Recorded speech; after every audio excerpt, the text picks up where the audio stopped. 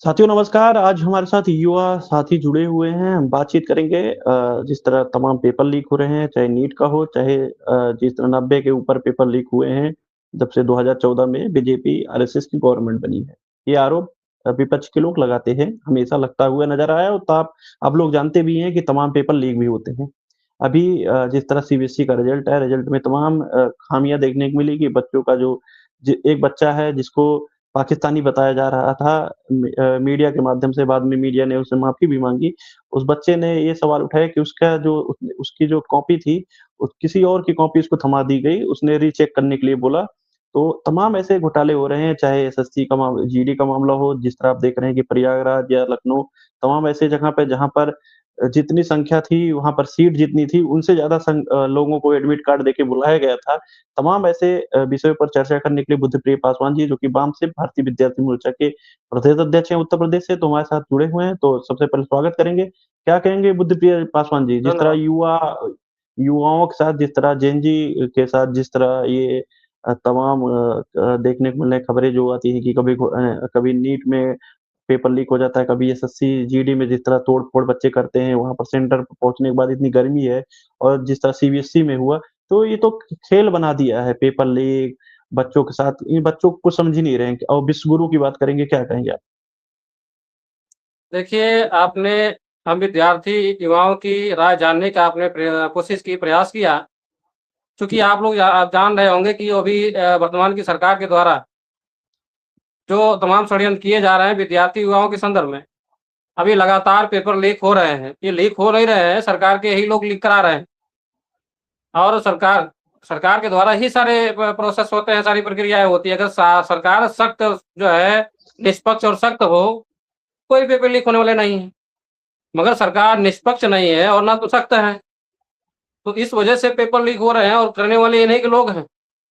तो ये बड़े पैमाने में पेपर लीक किए जा रहे हैं, चाहे आपके नीट का पेपर हो, चाहे एसएससी जीडी का पेपर हो, चाहे आपके लेखपाल का पेपर हो। जितने भी पेपर हो रहे हैं, जब से इस सरकार आई है, वर्तमान की सरकार, चाहे स्टेट की गवर्नमेंट हो, चाहे सेंट्रल की गवर्नमेंट हो, इन दोनों के द्वारा मिली-भगत से लगातार पेपर जितने हो रहे हैं, सारे पेपर में घोटालेबाज़ी हो रही है और ये लगातार हो रही है।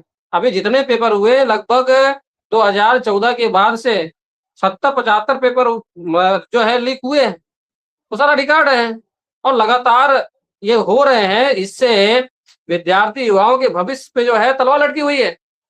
तमाम विद्यार्थी सुसाइड कर रहे हैं। वो सुसाइड इसलिए कर रहे हैं जो रात-दिन मेहनत कर रहा है, जो पढ़ाई कर रहा है और षड्यंत्र के माध्यम से पेपर को लीक कर दिया जाता है। तो ऐसी स्थिति में भाई स्टूडेंट मजबूर हो जाएगा आत्महत्या करने के लिए। और एनसीआर भी ये कह रहा है कि लगातार एनसीआरबी के जो डाटे बता रहे हैं कि लगातार आत्महत्या करने का सिलसिला जारी है। क्योंकि अगर पेपर लीक हो रहा है, जो रात-दिन मेहनत कर रहा है, उसके समय समय किल किए जा रहे हैं, उसके पैसे किल हो रहे हैं, तमाम चीज़ों की किलिंग की जा रही है सरकार के द्वारा। और वर्तमान में जो विद्यार्थी युवा है, क्योंकि चूँकि सरकार की ये मंशा है कि नौकरी ना देने की, क्योंकि नौकरी देगी, तो नौकरी देने के बाद उन विद्यार्थी युवाओं को सैलरी भी देनी होगी और जब उनके पास पैसे आएँगे तो मान-सम्मान आएगा, जागृति बढ़ेगी, देश में तरक्की होगा। तो वर्तमान की सरकार ये नहीं चाहती है कि इस देश की तरक्की हो, क्योंकि उनकी ये मंशा है कि इस देश को पुनः गुलाम बनाने की। तो अगर लोग शिक्षित होंगे और कर्मचारी अधिकारी बनेंगे, तो देश को और तरक्की पे ले जाएँगे और ऊँचाइयों पे ले जाएँगे। और सरकार ये चाहती नहीं है कि देश तरक्की पे जाए, क्योंकि उनको गुलाम बनाना है, तो गुलाम बनाने के लिए वर्तमान की सरकार रात-दिन काम कर रही है और वो अपना पूरी तरीके से अपना धार्मिक एजेंडा पूरी तरीके से इस देश के मूल निवासी बहुजनों के ऊपर थोपना चाहती है, जो संभव नहीं है। तो जी। लगातार अपने उस एजेंडे पे काम कर रही है, क्योंकि जो उनका एजेंडा है धार्मिक व्यवस्था के माध्यम से इस देश को गुलाम बनाना और वैज्ञानिक दृष्टिकोण से इस देश को ऊँचाई पर ले जाना। तो जो एससी, एसटी, ओबीसी के लोग हैं, इनके अंदर धार्मिकता कूट-कूट के डालना और वर्तमान में आप देख रहे होंगे जब से ये सरकार आई है, लगातार हिंदू-मुस्लिम का मामला क्रिएट कर रही है। हिंदू-मुस्लिम के माध्यम से जो है तमाम समस्याएँ उत्पन्न कर रही हैं, जबकि वास्तविक मुद्दा हिंदू-मुस्लिम का है ही नहीं। भाई मुसलमानों ने किसी किसी के हक अधिकार का कभी विरोध किया नहीं और करता भी नहीं है। लेकिन वर्तमान की सरकार के द्वारा लगातार हिंदू-मुस्लिम का मामला खड़ा किया जाता है और एक यह भी बात है कि जो हिंदू और मुस्लिम का मामला खड़ा किया जाता है, चूँकि एससी, एसटी, ओबीसी को ये सोचना चाहिए कि हिंदू के नाम पर हम दूसरे खाते में जमा हो जाते हैं और हमारा इस्तेमाल हो जाता है। मुसलमानों ने कभी एससी का विरोध नहीं किया, किसी एससी के हक अधिकार का विरोध नहीं किया, किसी एसटी के हक अधिकार का विरोध नहीं किया और ओबीसी के हक अधिकार का विरोध नहीं किया। तो फिर हिंदू मुस्लिम का मामला खड़ा ही होना नहीं चाहिए। लेकिन बार-बार लगातार हिंदू मुस्लिम का मामला खड़ा करके एससी, एसटी, ओबीसी को अधिकार वंचित किया जा रहा है। तो ये एससी, एसटी, ओबीसी के लोगों को सोचना होगा कि जी, जो हिंदू आप मुस्लिम का मामला खड़ा कर रहे हैं, जो जी, हिंदू मुस्लिम आप का जिन मामला एससी खड़ा कर रहे हैं, वो क्यों कर रहे हैं? जी, आप इस जिन बात पे भी एससी, विचार एसटी, विमर्श ओबीसी करने की ज़रूरत जी, है। आप जिन एसटी, एसटी, ओबीसी की बात कर रहे हैं अभी तो जिस तरह हिंदुत्व के नाम पर पश्चिम बंगाल के चुनाव में ओबीसी के लोगों ने भर-भर के वोट दिया, वहाँ पर 17% आरक्षण लागू था, पूरे देश में 27% है, जो मंडल कमीशन की रिपोर्ट है। 17% लागू था, उसको 7% घटाकर वहाँ के सीएम ने कर दिया। फिर भी तो अभी उत्तर प्रदेश का चुनाव है 27 में, यहाँ कहा जा रहा है, यहाँ मीडिया द्वारा ये चलाया जा रहा है कि हिंदुत्व का वोट किसके तरफ है, तो दिखाया जा रहा है कि बीजेपी की सरकार बन रही है। तो क्या कहेंगे? क्योंकि चाहे अखिलेश हो, चाहे बहन जी हों, तमाम जो विपक्ष के लोग हैं, वो तो अलग-अलग लड़ाई लड़ रहे हैं। उनको तो इस देश के एससी, एसटी, ओबीसी कोई मतलब नहीं है क्योंकि जिस तरह 69 शिक्षक घोटाला हुआ, उस पर कोई कुछ नहीं बोला और चाहे अभी जिस तरह यूजीसी का मामला आया था, उस पर कुछ नहीं बोला। तो किस तरह बीजेपी को रोकने के लिए क्योंकि बातें तो की जाती हैं कि आरएसएस बीजेपी को रोकना है, हम रोकेंगे। तो क्या लग रहा है ये 27-27 में रोक पाएँगे कि ये सिर्फ़ हवाबाजी है? देखिए, जो बहुजन समाज के लीडर हैं, वो लीडर नहीं हैं, लोडर हैं। उनको समाज से कोई मतलब नहीं है, उनको केवल अपनी राजनीति से मतलब है। वो सत्ता में बने रहना चाहते हैं, जो अब पॉसिबल नहीं है। आप अभी बंगाल की बात कर रहे हैं, बंगाल में जो चुनाव हुआ है, वो ईवीएम से चुनाव हुआ और बड़े पैमाने पे ईवीएम से हेरा-फेरी की गई। ये आपने भी देखा और पूरे देश के लोगों ने देखा और जो बदमाशी बंगाल में की गई है, वो बदमाशियाँ पूरे देश में हो रही है। आपके बिहार में किस तरीके से बदमाशियाँ की गई और वर्तमान में अभी बिहार का जो मुख्यमंत्री है, वो किस तरीके का स्टेटमेंट दे रहा है। उसके स्टेटमेंट देखिए, सब असंवैधानिक स्टेटमेंट हैं। यानी संविधान के विरोध में जाकर के बयानबाज़ी कर रहे हैं। तो कहीं न कहीं जो लोग संविधान के विरोध में बयानबाज़ी कर रहे हैं, वो लोग सही तरीके से सुन के नहीं गए हैं। जो तो व्यक्ति इनको गलत तरीके से सुन रोकेंगे के कैसे? जाता है, यही तो वो लोग कह रहे हैं कि हमको हिंदुत्व के नाम से वोट मिल रहा है, पूरा हिंदू समाज बीजेपी, आरएसएस की तरफ है। आप लोग जात के नाम से लोगों को बाँटते हैं, आज बीजेपी ने उसे खत्म कर दिया है। वो तो ये कह रहे हैं देखिए कि ये हमको कहने हिंदुत्व के नाम वोट मिल रहा है, हम अपने हिसाब से काम करेंगे। वो तो बहुत सारे बयान भी आ रहे हैं, आप देख रहे हैं कि क संविधान अगर हिंदुत्व नहीं रहेगा, संविधान भी फाड़ दिया जाएगा। तमाम बयान आप तो देख रहे हैं, क्या कहेंगे? ये कहने के लिए है कि हिंदू के नाम पे वोट मिला हुआ है, चूँकि उन लोगों ने ईवीएम मशीन से घोटालेबाज़ी की हुई है। तो ये कहेंगे नहीं कि हमने ईवीएम से चुनाव जीता हुआ, जबकि बहुत सारे राज्यों के भाजपा के नेताओं का ये स्टेटमेंट है कि हमने ईवीएम से चुनाव जीते हैं। आपके दिल्ली के मुख्यमंत्री रेखा गुप्ता ने भी कहा कि उन्होंने कांग्रेस को लेकर के स्टेटमेंट दिया कि कांग्रेस ने भी घोटाला किया था, हमने भी घोटाला किया है। तो ईवीएम से जो लोग चुन करके आ रहे हैं, वो ये नहीं कह रहे हैं कि हमने ईवीएम से चुन करके आए हुए हैं। वो हिंदू का ही मामला खड़ा कर रहे हैं कि हिंदुत्व के नाम पे हमने वोट पाया हुआ है, जो कि ये पॉसिबल नहीं है और संभव भी नहीं है। तो वो केवल फर्जी बयानबाज़ी है। दूसरी बात है, हिंदू है कौन? आपने भी हिंदू की बात कही, बार-बार ये पूरे देश में जो जागृति हो रही है, लोग ये बात बार-बार ये बयानबाज़ी कर रहे हैं कि हिंदू है कौन? भाई एससी भी हिंदू नहीं है, एसटी भी नहीं है और ओबीसी भी नहीं है। तो है हिंदू कौन? हिंदू का नाम का जो है चोला ओढ़ करके इस देश में तमाम समस्याएँ पैदा की जा रही है और अब एससी, एसटी, ओबीसी के लोग भी ये समझने लगे हैं। ऐसा नहीं है कि नहीं समझ रहे हैं। सोशल मीडिया के माध्यम से ये जागृति हो रही है। इलेक्ट्रॉनिक मीडिया और प्रिंट मीडिया वो ब्राह्मण बनियों की मीडिया है। वो तो हमारी बात करने वाले लोग तो है नहीं, बुद्ध क्योंकि की ये ब्राह्मण बात बनिया तो वहाँ ठीक है। स्थापित है। विपक्ष के लोग जैसे कि समाजवादी पार्टी, बड़ी पार्टी उत्तर प्रदेश की, उसके मुखिया कहते हैं कि हमको ईवीएम पे भरोसा नहीं है और ईवीएम को हम हटा के रहेंगे। कब हटाएँगे?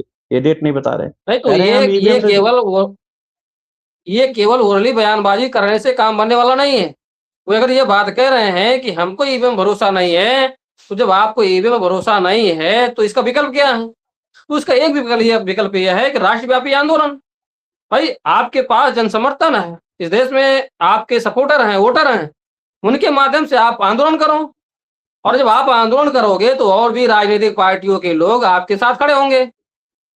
पर क्यों नहीं खड़े हो रहे हैं? तो कहीं न कहीं यह भी चाहते हैं ईवीएम के माध्यम चुनाव जीतना, जो संभव है नहीं। तो इस देश के युवाओं को समझने की ज़रूरत है, क्योंकि संविधान में तमाम संशोधन करके ऐसे तमाम अधिकार समाप्त किए जा रहे हैं, और नेता जो वर्तमान के नेता हैं, जिसको हम नेता मानते हैं, ये लोग उस पर कोई इनका जो है ना तो कोई आंदोलन है, ना तो कोई जागृति है। केवल एक व्यक्ति ऐसा है जो लगातार जागृति भी कर रहा है और आंदोलन भी कर रहा है। चाहे वो ईवीएम का मामला हो, चाहे जहाँ जनगणना का मामला हो, चाहे जो है पेपर रद्द हो रहे हैं उनका मामला हो, जितने मामले इस देश में क्रिएट किए जा रहे हैं, सारे मामलों को लेकर के निरंतर जागृति और आंदोलन वामन मेश्राम के द्वारा ही हो रहा है, चौधरी विकास पटेल जी के द्वारा हो रहा है, जो राष्ट्रीय स्तर पे लोग आंदोलन चला रहे हैं। इनका मकसद ये है कि इस देश में समता, स्वतंत्रता, बनता समाज में प्रस्थापित करना, जो संविधान में लिखा हुआ है। यानी पूरी तरीके से संविधान को लागू करने के लिए ये लोग निरंतर आंदोलन कर रहे हैं।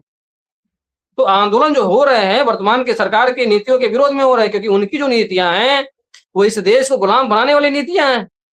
आपने देखा एजुकेशन जो पॉलिसी लेकर के आई है, वो एजुकेशन पॉलिसी इस देश के विद्यार्थियों को अधिकार वंचित और गुलाम बनाने के लिए लाई गई है। किसानों के विरोध में जो कानून आए, उनको उनके संवैधानिक अधिकारों से अधिकार वंचित करने के लिए लाया गया। तो तमाम ऐसे कानून लाए गए हैं जिन कानूनों की जानकारी लोगों को है ही नहीं। किसानों के विरोध में कानून आया, किसानों को जानकारी नहीं हो पा रही है, क्योंकि जिसको जानकारी देने की जरूरत है वो जानकारी दे ही नहीं रहा है। भाई मीडिया का काम क्या है कि जो कानून बना हुआ है उसकी वास्तविक जानकारी क्या है, उसका प्रभाव क्या है, फ्यूचर में उसका प्रभाव क्या होगा, उसको बारीकी से बताना और समझाना, वो तो कर नहीं रही है। और जो समाज में जो पढ़े लिखे लोग हैं, जो इंटेलेक्चुअल हैं, जो बुद्धिजीवी हैं, उनकी भी ये जिम्मेदारी बनती है कि जो भी कानून बन रहे हैं उन कानूनों को पब्लिक तक पहुंचाने की, उनको जानकारी देने की, मगर वो लोग भी नहीं कर रहे हैं। तो ऐसी जी, तमाम तो समस्याएं निर्माण हो रही है जिसके माध्यम से तमाम संवैधानिक अधिकार समाप्त किए जा रहे हैं, और इस देश के मूल निवासी बहुजनों को अधिकार वंचित और गुलाम बनाने के लिए सारा षड्यंत्र हो रहा है। और ये सारा जी, षड्यंत्र वर्तमान की सरकार आरएसएस बीजेपी के द्वारा हो रहा है। कहने के लिए बीजेपी की सरकार है, मगर वो पर्दे के पीछे से आरएसएस के द्वारा सरकार को चलाई जा रही है, और उसकी मंशा है कि इस देश के लोगों को गुलाम बनाने की, लगातार संविधान के विरोध में संशोधन करने की, लगातार गलत बयानबाजी कराने की, क्योंकि जो भी बयानबाजियां संविधान के विरोध में हो रही है वो आरएसएस के लोगों के द्वारा ही बयानबाजियां की जा रही है। तो जी, इस बात को समझने की जरूरत है, जो भी एससी एसटी ओबीसी के लोग हैं, ये बार बार उनको ये बात बताई जा रही, समझाई जा रही है कि आपको जो अधिकार मिला हुआ है वो संविधान में मिला हुआ है। जिस दिन संविधान समाप्त हुआ उस दिन आपको गुलाम होने में समय नहीं लगेगा, और वर्तमान की सरकार के द्वारा लगातार संविधान में संशोधन करके संवैधानिक अधिकार को समाप्त किया जा रहा है। चाहे वो एससी के जी, अधिकार हो, यही चाहे ओबीसी के अधिकार हो, चाहे एसटी के जी, अधिकार जी, हो, ये वो सारे अधिकार मैं यहीं समाप्त किए जा पर रहे हैं। जी, यहीं पर आपको रोकना चाहूँगा। साथियों, इस वीडियो को तमाम उन एससी, एसटी, ओबीसी, तमाम उन जो संविधान में भरोसा रखते हैं, उनके तक ये वीडियो ज़रूर पहुँचाइए। और बुद्धप्रिय पासवान जी ने जो बातें कही, उस पर आपकी क्या राय है, कमेंट बॉक्स में ज़रूर दीजिए।